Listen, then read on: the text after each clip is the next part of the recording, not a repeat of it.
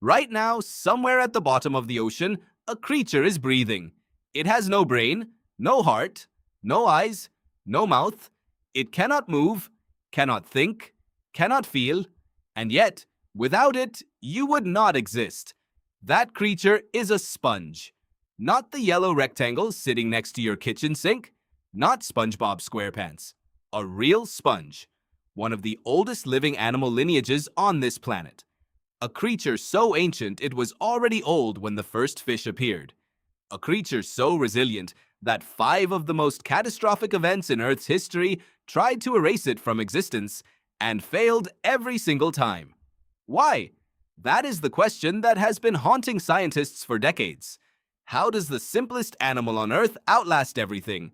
How does something with no nervous system, no immune system as we understand it, no ability to flee or fight, how does that thing keep surviving when creatures 1,000 times more complex go extinct? The answer, as it turns out, is one of the most important stories in the history of life on this planet. And it is far stranger than you think.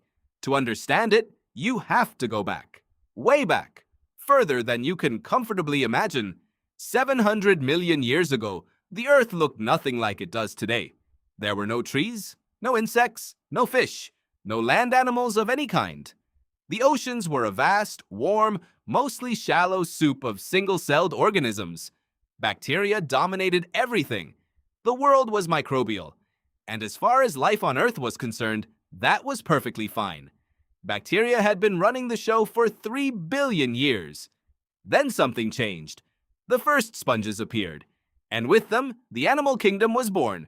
Researchers like Daniel Irwin at the Smithsonian Institution have spent decades trying to pinpoint exactly when and how the first multicellular animals emerged.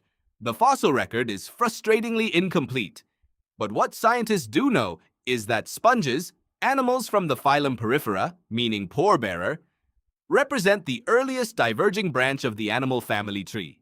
They are, in a very real sense, the ancestors of everything that came after. Every fish, every bird, every mammal, every human being who has ever lived can trace an unbroken biological line back to a creature that looked, functionally, like a wet lump of holes. Think about that for a moment. You are descended from a hole. The first mass extinction event that sponges survived happened roughly 540 million years ago at the end of what scientists call the Ediacaran period. The strange, soft-bodied organisms that had populated the oceans before the Cambrian explosion, creatures with names like Dickinsonia and Charniodiscus, vanished almost completely. The world changed, the ocean chemistry shifted, and most of those early life forms disappeared forever. Sponges did not. They filtered, they adapted. They kept pumping water through their porous bodies and extracting whatever nutrients the changing ocean offered. Researcher Rachel Wood at the University of Edinburgh has studied Cambrian-era sponge reefs and found that as other organisms went extinct around them, sponge populations often expanded. They did not just survive the transition, they thrived because of it. This is the first piece of the puzzle. Sponges do not survive mass extinctions by accident. They survive because of what they are built to do. A sponge is, at its core, a living pump. Water enters through thousands of tiny pores covering its surface, gets pushed through internal chambers lined with specialized cells called choanocytes, and exits through a larger opening at the top called the osculum. Along the way, the sponge extracts bacteria, dissolved organic matter, and oxygen from the water. It filters up to 20,000 times its own body volume in water every single day. Now, why does that matter during a mass extinction? Because mass extinctions are not just dramatic events, they are chemical events. When an asteroid hits, or when volcanoes pour carbon dioxide into the atmosphere for 1,000,000 years, or when ocean temperatures spike, the water chemistry changes, oxygen levels drop, toxins increase, food webs collapse, creatures that depend on complex ecosystems, predators, filter feeders with narrow diets, organisms sensitive to temperature or pH, die in enormous numbers. But a sponge does not care about food webs. It does not need a specific prey animal to survive. It eats what is dissolved in the water. And bacteria, the thing it is best at eating, are the one form of life that survives every extinction event in Earth's history. You cannot kill bacteria with an asteroid. You cannot kill bacteria with ocean acidification. Bacteria have been here for 3.5 billion years and will almost certainly outlast every complex organism on this planet. So as long as bacteria exist, sponges eat. And bacteria always exist. This is the survival logic that took scientists a long time to fully appreciate. Sponges are not surviving despite their simplicity. They are surviving because of it. Think of it like this. When the power grid goes down, your smartphone dies in 6 hours. A candle keeps burning. The sponge is the candle.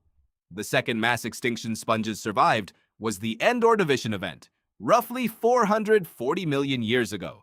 This one was particularly brutal.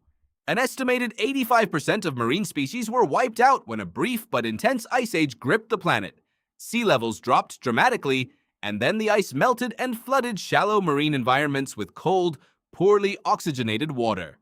Two separate pulses of extinction hit within a few million years of each other. Sponges survived both pulses. Paleontologist Shannon Peters at the University of Wisconsin has tracked the relationship between ocean sediment chemistry and extinction events, and found that organisms capable of tolerating low oxygen or hypoxic environments have a dramatically higher survival rate across mass extinctions. Sponges can survive at oxygen levels that would kill most complex animals within minutes. Some deep-sea sponge species have been found living in what are essentially dead zones, areas of the ocean so oxygen-depleted that almost nothing else can survive there.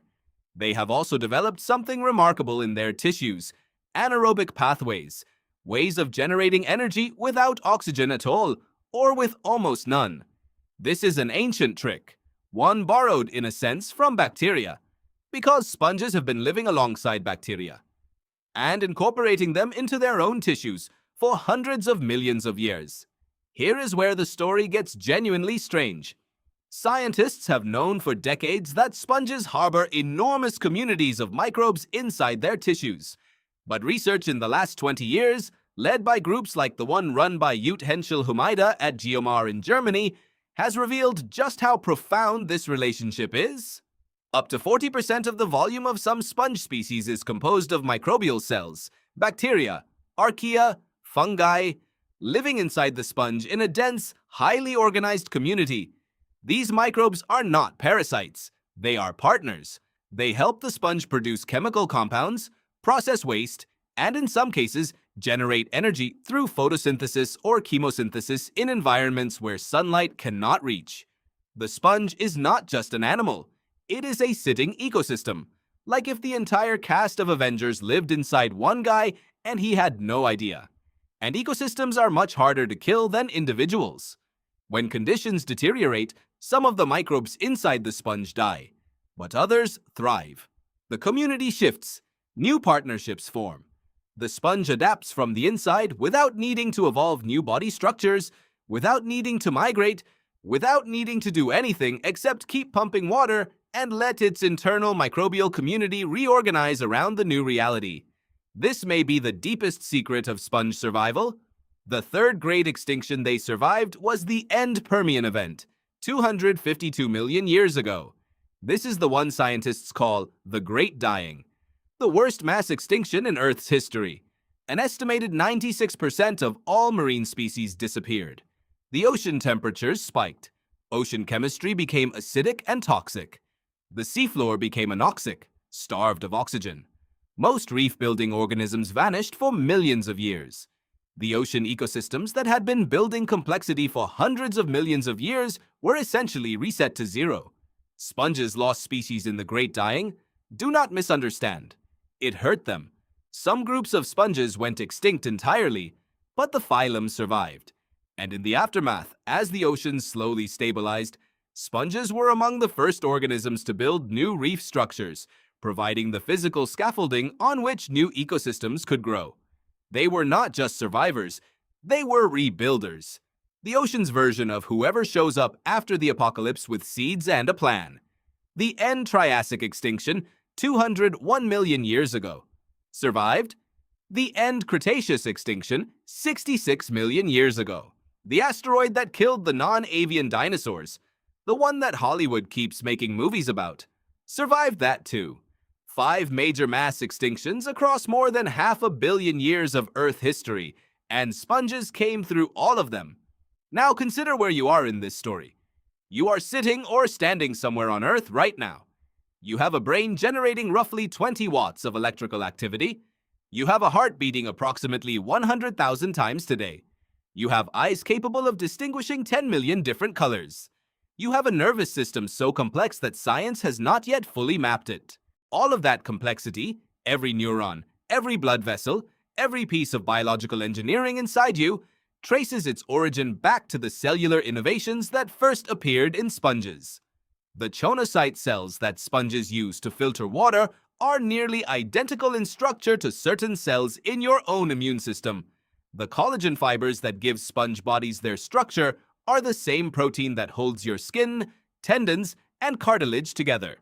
The basic genetic toolkit that controls the development of cells in your body, the Hox genes, the signaling pathways, the mechanisms of cell differentiation, all of it has versions that can be traced back to sponge lineages. You are, in a very real biological sense, a highly complicated sponge that learned to walk. So the next time someone calls you a sponge, maybe just say thank you. And here is the counterintuitive twist in all of this. Everything you consider advanced about yourself, your intelligence, your emotional complexity, your ability to plan, to build cities, to write music, to fall in love, all of that complexity is also the thing that makes you fragile. Complex systems have more points of failure. You need food with specific nutrients. You need a narrow temperature range to survive. You need oxygen at a specific concentration. You need clean water. You need social connections, or your psychology deteriorates. You need sleep, or your organs begin to fail. A sponge needs almost none of those things. Remove its food source, and it shrinks its body to reduce energy costs and weights. Drop the oxygen, and it switches metabolic strategies. Change the temperature, and its microbial partners adjust. It does not panic. It does not fight. It does not flee. It simply keeps filtering. There is a word for this in biology. Resilience. True resilience.